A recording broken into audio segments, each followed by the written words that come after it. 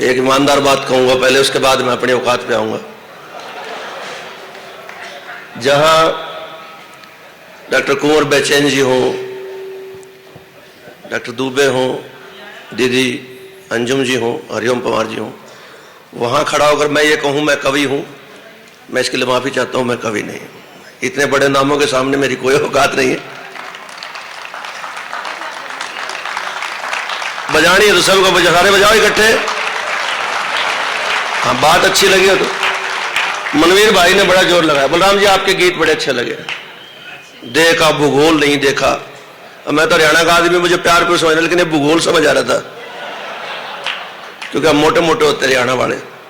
बलराम जी मेरी भाभी एक बिल्कुल ऐसी, हमारे भाई साहब पतले से हैं, उनके घर में घुस गए चोर।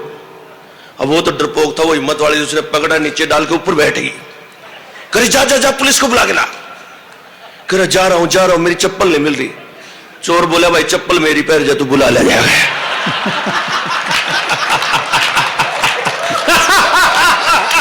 तो आहिस्ता आहिस्ता मैं अपनी बात कहूंगा। सबसे पहले मैं प्रणाम करता हूं 5100 रुपये भाई साहब को। चले गए क्या? बड़ा दुख का विषय है। मैं तो शुरू में देख रहा था, प्रवीण जी बता रहे ये सर हैं, श्रीमान जी हैं, इन्होंने 51,000 रुपये दिन का स्वागत करें, इन्होंने 41 दिन का स्वागत करें। मैं तो शंभू सिकर कह रहा हूं कवियों से पैर और दबाओ इनके, क्योंकि पेमेंट इन्होंने दे रखी। खैर अच्छी बात कही, नेताओं पे कुछ मत कहना, हम तो कहते ही नहीं, बिल्कुल नहीं कहते। मैं तो पीछे जब मोदी जी प्रधानमंत्री, मैं तो पत्नी जो पीड़ित लोग हैं, जिसको पत्नियों ने सताया हुआ है, बड़ी विकट स्थिति है। एक रात को 2 बजे कह रहा मेरे को नींद नहीं आ रही, उसकी घरवाली बोली खड़ा हो गया बर्तन साफ कर ले। है नहीं, हमारी कौशल देखो, हमारा स्किल देखो। अगर बात हमारी इंटेलिजेंसी को, तब ताली बजाना पीछे तक। उसने कहा मुझे नींद नहीं आ रही, घरवाली बोली खड़ा हो गया बर्तन साफ कर ले। कह रहा नींद में बोलू सू।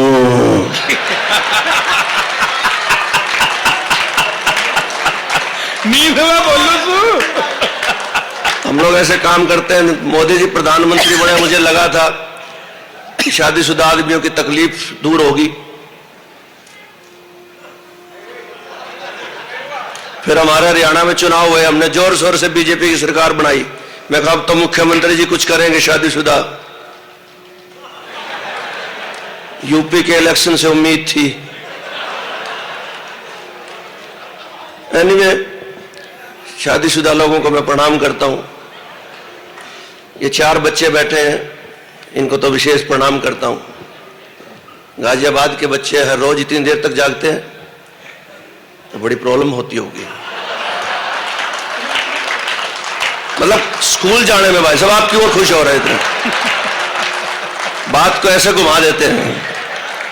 हाँ सही बात है। मनवीर भाई ने बड़ी लंबी लंबी कविताएं सुनाई। उन्होंने कहा नेताओं पे कुछ मत कहना, आजकल यार रोमियो की बात चल रही। एक ने आके कहा देखो हमें मोहब्बत नहीं करने देते। मैंने कहा मोहब्बत करने वाले शिकायत नहीं करते, और जो शिकायत करते हैं वो मोहब्बत नहीं करते। और नेताओं की बात कही तो मैं कहता हूं कि ये मेरे मुल्क की बदकिस्मती है, यहां अच्छे लोग भी अच्छी सियासत नहीं करते। वाह वाह वाह वाह। और ये जो शोर चल रहा है 3 तलाक का, मुझे नहीं पता सुप्रीम कोर्ट क्या करेगा। मैं तो सिर्फ एक हरियाणवी संदेश देना चाहता हूं कि खुद को मर्द साबित करना है तो इतना जान लो, असली मर्द कभी औरत पर हुकूमत नहीं करते। वाह वाह ये तो थी ज्ञान की बात। अब मैं अपनी औकात पे आता हूं। बड़ी तारीफ हुई, डॉक्टर दुबे जी के बारे में पढ़ा गया। मैं भी अपने बारे में बताना चाहता हूं कि मैं इन कविताओं के सहारे इंग्लैंड, फ्रांस, जापान, चेकोस्लोवाकिया तो नहीं गया, पर मेरठ, मुजफ्फरनगर, गाजियाबाद, दिल्ली सब कवर किया। सब कवर कर लिया, सारे कवर किए हमने। अच्छा, हरियाणा का आदमी मस्त रहता है, हम हर हाल में मस्त रहते हैं। अभी वो पी के आजाद भाई कह रहे थे, पीने पियाने की बात कर रहे थे। हमारा एक भाई तो बड़ी दारू पीता था, बहुत ज्यादा, तो उसको कहता छोड़ दे भाई, छोड़ दे भाई। तो बिल्कुल समझाया आप जैसे सियाने लोगों ने आके, कह रहे ठीक है भाई छोड़ दूंगा, पर मेरी 3 शर्तें हैं। बोले बता भाई। कह रहा मेरी पहली शर्त तो ये है कि मैं होली दिवाली को पीऊंगा। कह रहा पी लियो भाई, होली दिवाली को तो सब मस्ती में होते हैं। दूसरी शर्त है कि ब्याह शादी में पीऊंगा। कह रहा चल पी लियो यार। और तीसरी शर्त, मेरे जब मन में आओगी तब पीऊंगा।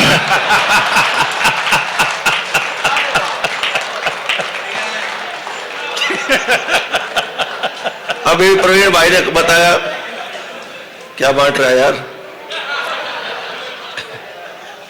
2 रह गए भाई। हाँ भाई।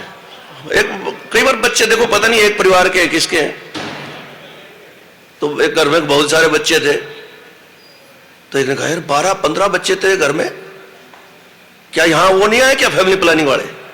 कह रहा हाँ जी वो आई थी, मैडम आई थी फैमिली प्लानिंग वाली, 3 उसके भी हैं। तो परफॉर्मेंस दिखाने में हम कमाल के।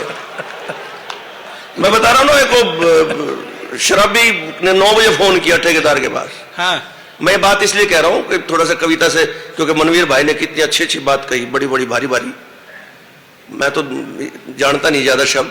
हाँ, देशभक्ति पूरी अपनी। जिस दिन आपको हो गया ना गाजियाबाद वालों कि जगवीर अठी जा बॉर्डर पे जाके मर जा, मैं मर जाऊंगा बिना पेमेंट ही, ये प्रॉमिस है। लेकिन बातें नहीं आती मेरे को। और 9 बजे भाई साहब कहां जा रहे हो? बंद हो गए? आ रहे हैं बंद हो गए भाई साहब, टाइम तो देख लो आप। चलो आ जाएंगे। अच्छा आओगे ना? वैसे घर भी क्या करोगे इस टाइम जाके? आ जाना भाई साहब। और 9 बजे फोन किया ठेकेदार के पास, कहना ठेकेदार साहब ये ठेका कितने में खुलेगा? कह रहे यार 9 बजे खुलेगा। Okay no problem. रात के 11 बजे फिर फोन लगाया, ठेकेदार कितने में खुलेगा? कहते बताया था यार तेरे को 9 बजे खुलेगा। Okay no problem. रात के 3 बजे फिर फोन कर दिया,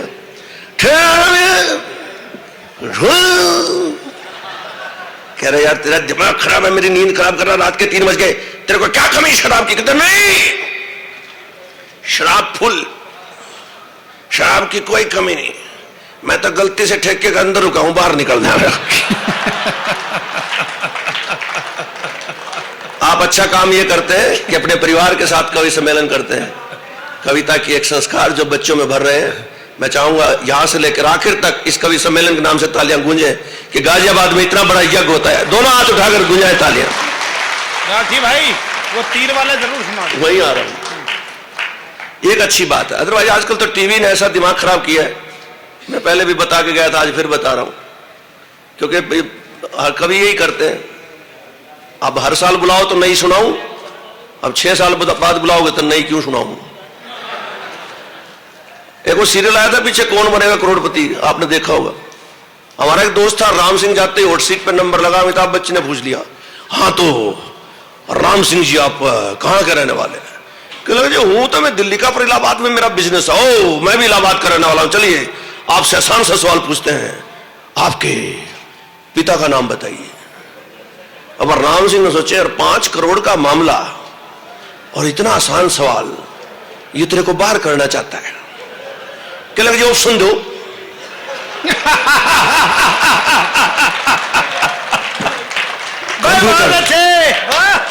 कंप्यूटर 4 जवाब दे दिए जाए, धर्म सिंह, करम सिंह, दिनेश, महेश, 4 नाम आ गए। हाँ तो बताइए आपके पिता का क्या नाम? कहला चक्कर तो है यार, मैं भी मानने वाला नहीं हूं। कहने लगे जी मैं अपनी लाइफ लाइन यूज करना चाहता हूं। ओ कौन सी लाइफ लाइन यूज करें? कहता मैं पब्लिक के राय लेना चाहता हूं, audience poll. Audience Ram Singh आपकी मदद चाहते हैं, आपका समय शुरू होता। अब लो जी 25% सबने दे दिए। अब आप क्या करें? कहते जी दूसरी लाइफ लाइन 50-50 कंप्यूटर, 2 गलत जवाब मिटा दिए जाए, धर्म सिंह और करम सिंह रह गए। हाँ तो बताइए आपका क्या जवाब? कहता है लास्ट लाइफ लाइन और यूज करना चाहता हूं, फोन है फ्रेंड, किससे बात करना? कहते अपनी मां से बात करना चाहता हूं। हाँ माता जी मैं अमिताभ बच्चन बोल रहा हूं कौन बनेगा करोड़पति से। आपके बेटे इस वक्त मेरे सामने बैठे हैं, आपकी मदद चाहते हैं, आपका समय शुरू होता है अब। कहेगा मां पिताजी का क्या नाम है? ने बोली बेटा ऑप्शन बता।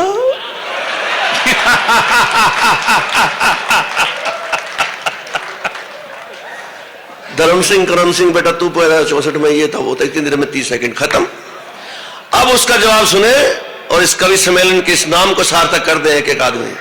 सारे उत्तर प्रदेश में आपके ठाकों के बाद जाना चाहिए, वो अट्टहास जाना चाहिए जिसके लिए कवि सम्मेलन जाना जाता है। मैं आपको मौका दे रहा हूं और अब तक का सबसे बड़ा ठहाका लगना चाहिए आपको, कसम। हाँ तो हरराम सिंह जी आपकी तीनों लाइफलाइन खत्म, अब आप क्या करेंगे? कल लगा जी मैं कोई रिस्क नहीं लेना चाहता, मैं गेम छोड़ कर जा रहा हूं। बहुत अच्छे। तो ऐसे काम है। लेकिन दोस्तों टीवी ने जो हमारे संस्कारों को खराब करने की कोशिश की, वो एक सीरियल आता था, कौन सा था वो, दिया और बाती, वो इतना लंबा चला 5 साल 6 साल। मैं कहा इसका नाम अखंड ज्योति रख देते इसे। एक की शादी उसके साथ, दूसरे की तीसरे के साथ, चौथे की पांचवें के साथ, सीरियल का नाम पवित्र रिश्ता। लेकिन मैं एक बात कहूंगा, मेरी इस बात पे अगर तालियां बजे तो मुझे अच्छा लगेगा। दोस्तों जब किसी दूसरी संस्कृति की हवा आपके घर के अंदर आती है, अच्छी हवाएं भी आती हैं, बुरी हवाएं भी आती हैं। फर्ज आपका इतना कि अच्छी हवाओं को हम रिसीव करें और घर के रोशनदान इतने खुले ऊंचे बनाएं कि बुरी हवाएं उसमें से बाहर निकल जाएं, हमारे बच्चों को अच्छे से। बहुत अच्छे। अभी आप रामलीला की बात कह रहे थे, वो सीता असल में प्रवीण भाई बना करते, ले गवा भी बैठा देखो, नहीं बताया सर। हाँ हाँ हाँ हाँ, ठाका भी मारीच वाला लगाया देखो। फिर रोल इनका शिफ्ट कर दिया गया, रावण बना दिया इनको। अच्छा बोले हैं बहुत, ये बिना पैसे कई बार काम करते, जैसे यहां 24 साल से कर रहे हैं। मुझे पता लगा पैसे लेते नहीं भाई साहब, आपकी पेमेंट भरवाएगा आदमी, इसको काबू करो। तो इनसे रोल करवाया रावण का, इन्होंने बड़ा अच्छा अभिनय किया। 2500 रुपए में बात हुई थी, लेकिन कमेटी ने कहा छोड़ो यार पैसे मत दो। चले रोल अच्छा नहीं किया, चल निकल। चले अगले साल रावण नहीं मिला, कहले किसको लाया? कहते प्रवीण के पास चलो। कह रहा रोल करेगा? कहते कर लूंगा। उन्होंने फिर कहा देखो कितना बड़ा आदमी है, पिछले पैसे भूल गया। हाँ ठीक है कर लो। 13 दिन बड़ा अच्छा रोल किया। जब रावण वध का समय आया तो रामचंद्र जी ने तीर निकाला। भाई साहब अभी तो पहला ही खींचा है, उन्हें तीर खींचा।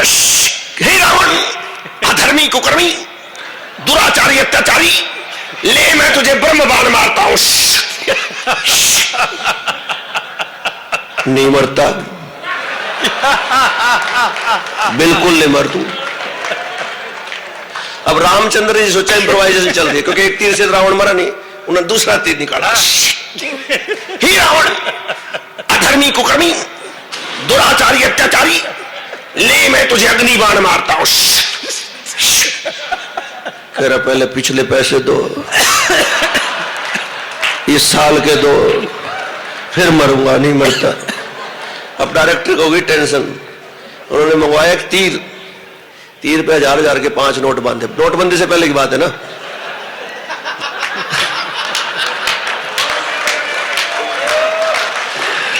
पांच नोट बांध के तीर पकड़ाया, कहते ये मार।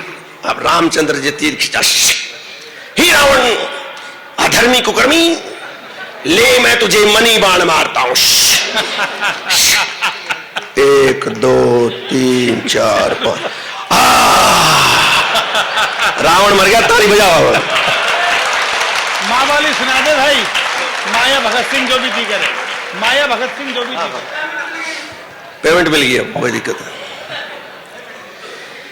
ये बच्चे छोटे छोटे बच्चे रामलीला में हमारे, आप लोग तो गाजियाबाद में रहते हैं, बड़ी बड़ी रामलीलाएं होती है। मैं एक छोटे से शहर जींद का रहने वाला हूं हरियाणा में, और वहां छोटी छोटी रामलीलाएं होती है। मैं रामलीला के प्रति क्यों आस्था रखता हूं? एक तो वो हमें जीना सिखाती है, भाई कैसा हो, पिता कैसा हो, पत्नी कैसी हो। दूसरा हमारे बच्चों में संस्कार भरती है। हर साल वही कहानी होती है, लेकिन एकमात्र ऐसा एक इवेंट है हमारे देश का जिसे हर बार हम उतनी तन्मयता से देखते हैं और निश्चित रूप से इस बात पे मैं गर्व करता हूं कि मैं भारत में पैदा हुआ जहां ऐसे ऐसे संस्कार, ऐसे रिवाज है। वो तो बच्चे कई बार रावण को भी नर्वस कर देते हैं। सर जी सुनना, रावण आया मैं लंकापति रावण। वो बच्चा आगे बैठा कहता रावण है, ओ रावण। कहते क्या? कहते तेरा नाड़ा लटक रहा। रावण उल्टे भाग गया। ये छोटे छोटे अनुभव ऐसे होते हैं, है ना। अच्छा, हरियाणा एक वास्तव में एक अलग सा प्रदेश है, मैं मानता हूं इस बात को। हाँ भाई, वहां तो प्रेम भी अलग तरह का। देखो बलराम भाई ने प्रेम के कितने अच्छे गीत सुनाए, बड़े अच्छे अच्छे शब्द उसमें यूज किया। हमारे हरियाणा वाले ऐसा नहीं करते, हम तो डायरेक्ट जो हमारे पास है वो ऑफर करते हैं। मैं 2 छंद सुनाता हूं आपको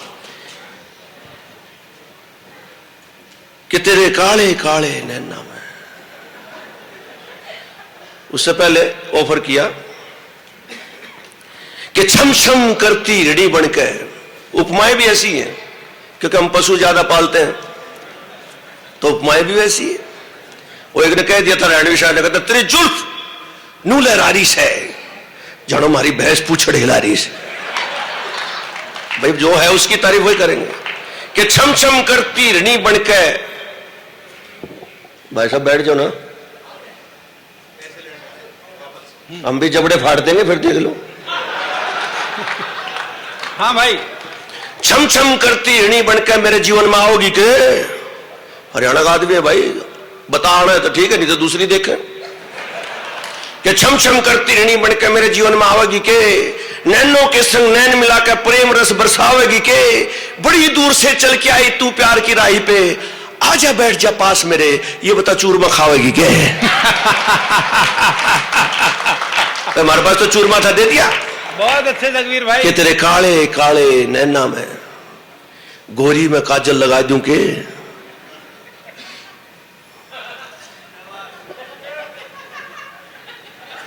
धन्यवाद। तिष्ठ आर्यपुत्र।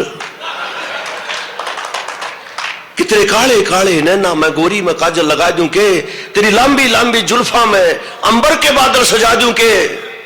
अब प्यार की होशियारी देखना, समर्पण देखना, और अब की बार ताली जरूर बजाना हरियाणवी प्यार पे। कि तेरे काले काले नैना में गोरी में काजल लगा दूं के, तेरी लंबी लंबी जुल्फा में अंबर के बादल सजा दूं के। तेरे तन को छू ना पाए कोई मक्खी मच्छर भी, तेरे तन को छू ना पाए कोई मक्खी मच्छर भी। सच बता तेरे सिराने कछुआ छाप जला दूं के। राठी भाई बहुत अच्छे, वो सुना दो। वाह, और बहुत अच्छे। जो उत्तर प्रदेश में हुआ उसका कारण क्या था? क्यों प्रश्न उठे लड़कों पर, क्यों उनकी चेष्टाओं पर, क्यों उनकी आकांक्षाओं पर, क्यों उनकी नीयत पर? मुझे इस बात की कोई तकलीफ नहीं है कि पुलिस उनको पकड़ रही है। जिस समय लोगों के प्रति मन में देश के प्रति प्रेम होना चाहिए, वो नई पीढ़ी भटक रही है। कार्ड फिल्म हो, टीवी हो, हमारे चरित्र क्यों डिग रहे मैं नहीं कहता, लेकिन कहीं ना कहीं कमी रही। एक 20 पंक्तियों की कविता पढ़ के जाऊंगा, जहां भाई मनवीर मधुर ने बात छोड़ी वहीं से शुरू करता हूं। स्वागत स्वागत। मैं अपना कवि धर्म निभाता हूं, मैं हरियाणवी में लिखता हूं, वैसे मैं पढ़ा लिखा हूं। भाई साहब फिर हंस रहे हो आप? मैं हूं, मैं एमए इंग्लिश की है, मास्टर ऑफ मास कम्युनिकेशन की है, पीएचडी की है, लेकिन मैं हरियाणवी इसलिए बोलता हूं कि हरियाणवी मेरी मां बोलती है, और कहते हैं कि मां की बोली भगवान की बोली होती है। बहुत अच्छा है भाई, वाह। और दोस्तों, आप भी अपनी बोली को मत छोड़ना। कोयल अपनी बोली बोलती है, आजाद आसमान में उड़ती है। तोता दूसरों की भाषा बोलता है, पिंजरे में कैद रहता है। बहुत अच्छे, वाह। इसलिए अपनी बोली से, अपनी माटी से प्रेम करना। बहुत अच्छे। क्यों जरूरत पड़ी योगी जी को ऐसा करने की कि पकड़ो इनको मारो? उनके मन में एक पीड़ा थी। जो युवा देश के प्रति समर्पित होना चाहिए था, वो गलियों में आवारा बनकर घूम रहा था, तो ऐसे स्क्वाड बनी। मैं इस बात को फेवर करता हूं कि एक डांट से अगर मेरा युवा हाथ में बंदूक उठाकर सेना की वर्दी पहनकर बॉर्डर पर खड़ा हो जाए, तो योगी जी का वो मिशन सार्थक हो जाएगा। मैं ऐसा मानता हूं। बहुत अच्छे। ऐसा क्यों हुआ? मैं 20 पंक्तियों की कविता पढ़ रहा हूं हरियाणवी रंग की। मैं आहिस्ता आहिस्ता उस बात तक पहुंचूंगा जो मैं कहना चाहता हूं। आइए सर, स्वागत आपका। हाँ भैया। पॉपकॉर्न ले आए हैं सर? नहीं मुझे नहीं चाहिए, आपको चाहिए तो ले लो। बैठिए सर प्लीज। अब बस मेरी 20 पंक्तियां सुन लो। मैं फिर इस बात को कहता हूं कि मैं इन लोगों के चरणों की धूल भी नहीं हूं, मुझे लिखना नहीं आता, मैं सिर्फ भावनाओं में बहकर अपनी बात कहता हूं। और विलियम वर्ड्सवर्थ तक ये कहते हैं कि poetry is the spontaneous flow of the emotions. अब तो मान लो पढ़ा लिखा हूं। प्रवीण भाई मेरे से पूछ रहे आपको इंग्लिश आती है? मैं कहा यस। कहा कितनी? मैं कहा बस। मैं वो सुनाता हूं जिन लोगों के साथ बैठने से मुझे लगा कि मैं भी लिख सकता हूं। हाँ भैया। कि शहर का मैं लगा था मेरा भीड़ भड़का, धक्कम पेला मैं और लड़का दोनों मिलके पहुंच के वहां लेके थैला। लड़का बोला मैं जी लूंगा, खाऊंगा मैं चीज जी लूंगा। खूब घुमाया खूब बनाया। फिर लड़के ने ध्यान लगाया, एक आदमी गुड्डे बेचता हुआ पाया। लड़के ने सिपाही का गुड्डा उठाया। दुकानदार ने फरमाया, कह लगा बाबूजी खाकी इसका सूट है, काले इसके बूट है, बूट के बूट मारेगा, जोर का सलूट मारेगा, डंडा घुमाओगा, मूछ फड़काओगा, आंख दिखाओगा, तुम्हें डराओगा, ले लो बाबूजी 50 में आओगा। वाह वाह वाह वाह वाह वाह वाह। देखो इकट्ठे बजाया करो ताली, ऐसे नहीं है। हाँ ऐसे ले लो बाबूजी 50 में आओगा। मैं उसको बोल रहा तू हमने केस समझावेगा, 50 में तो असली पुलिस वाला आ जाएगा। अब आपकी ईमानदारी चेक करता हूं गाजियाबाद के प्रबुद्ध श्रोताओं दर्शकों, अगर वाकई में आप ईमानदार हैं तब की बार वो तालियां देखना चाहता हूं जो मेरी बात को प्रमाणित करें। हम पुलिस पर बड़ा हंसते हैं, व्यंग करते हैं, लेकिन दोस्तों ये बात सच है कि जब हम अपनी होली दिवाली की खुशियां मनाते हैं, अपने परिवार के साथ बैठकर पूजा पाठ करते हैं, कुछ लोग ऐसे भी होते हैं जो वर्दी पहनकर बंदूक टांग कर आपकी खुशियों की रक्षा करते हैं। उनके लिए भी तालियां गूंजें। बहुत अच्छे, वाह। मैंने कहा 50 में तो असली पुलिस वाला आ जाएगा। दुकानदार के तेवर चढ़ गए। अब मैं 10 पंक्तियां सुनाने जा रहा हूं जो जीवन में मैंने बोलना सीखा, जिसको मैं जीता हूं, और मैं दावा करता हूं कि आप इसमें मेरे साथ शामिल होंगे। दुकानदार के तेवर चढ़ गए, हम दोनों भी आगे बढ़ गए। फिर लड़के ने ध्यान लगाया, एक आदमी पोस्टर बेचता हुआ पाया। लड़के ने सवाल फरमाया, कहने लगा पिताजी ये कौन सा हीरो है? पिताजी ये कौन सा हीरो है? पोस्टर के रंग तो बिल्कुल जीरो है। कौन सी फिल्म माया पहचान न पाऊं के चाड़ा है? हमारे देश के हीरो तो मुछ मुंडे, पर यो तो मूंछों वाला है। वाह। अगली जो मैं पंक्तियां पढ़ूंगा मुझे पता है यहां तालियों का तूफान आएगा, क्योंकि वो नौजवान आपके दिल में बसता है। हमारे देश के हीरो तो मुछ मुंडे, पर ये तो मूंछों वाला है। मैंने कहा बेटा ये असली हीरो है, और तेरे शाहरुख सलमान इसके आगे बिल्कुल जीरो है। इसने अंग्रेजों की जान ने कंट किया था और असेंबली में बम फोड़ कर असली का स्टंट करा था। बहुत असेंबली में बम फोड़ कर असली का स्टंट किया था। घर बार मां बाप भूल गया। अब तक जो तालियां नहीं बजी, अगर अपने आप को रोक सको तो रोकना, क्योंकि मुझे पता है कि आप वो सच्चे हिंदुस्तानी हैं जो उनकी शहादत को भूले नहीं है। कि घर बार मां बाप भूल गया, हंसते हंसते फांसी पे झूल गया। हीरोइन जिसकी मौत थी, गुलामी जिसकी सोच थी, जिसके दम से आज देश में छाई बहार है। सच कहता हूं मेरे लाडले, ये भगत सिंह सरदार है। वाह, बहुत अच्छे, वाह जगवीर भाई। सच कहता हूं मेरे लाडले, ये भगत सिंह सरदार है। मैं क्यों उनके चरणों में बैठता हूं, क्यों शहीद आजम की चित्र मेरे कार्यालय में मेरे घर पे लगी रहती। मैं कारण बताता हूं कि 23 साल का नौजवान किस जीवट का था। बताते जब उनको फांसी हुई तो उनकी मां उनसे मिलने गई थी। उनके बीच जो बातचीत हुई, मैं अपने हरियाणवी अंदाज में कहता हूं क्या हुआ होगा। अगर आपको लगे कि शहीद आजम भगत सिंह जैसा इंसान इस धरती पर दोबारा नहीं आया, तो अब की बार इतनी तालियां गूंजे कि उनके चरणों तक आपकी श्रद्धांजलि पहुंचे। उन्होंने कहा कि सुन ले ध्यान ते बात मेरी। आपने कहा नेताओं को कुछ मत कहना, हम नहीं कहते। जब तक शहीद आजम भगत सिंह, चंद्रशेखर, सुखदेव, राजगुरु हमारे सामने हैं, और कौन चरित्र हमारी कलम में आ सकता है? मैं तो इतना मानता हूं। शहीद आजम ने कहा होगा कि सुन ले ध्यान ते बात मेरी, हे जननी हे मात मेरी। यह विषय ऐसा है कि इसमें भाषा बोली कुछ काउंट नहीं करती, ये भावनाओं की बात है। जब दिल से बात जुड़ेगी, आपके हाथों से तालियां गूंजेंगी। मैं प्रूव करता हूं कि सुन ले ध्यान ते बात मेरी, हे जननी हे मात मेरी। मेरी मौत पर नीर बहाइए ना, लाश लेने भाई को भेजना तो आइए ना। मां ने पूछा होगा बेटा क्यों, तो शहीद आजम ने कहा होगा कि मेरी लाश देख के मां जे तू धीरज खो पड़ी, सारी दुनिया क्या कहेगी, अरे भगत की मारो पड़ी। वाह भाई, बहुत अच्छे भाई, राठी जी बहुत अच्छे।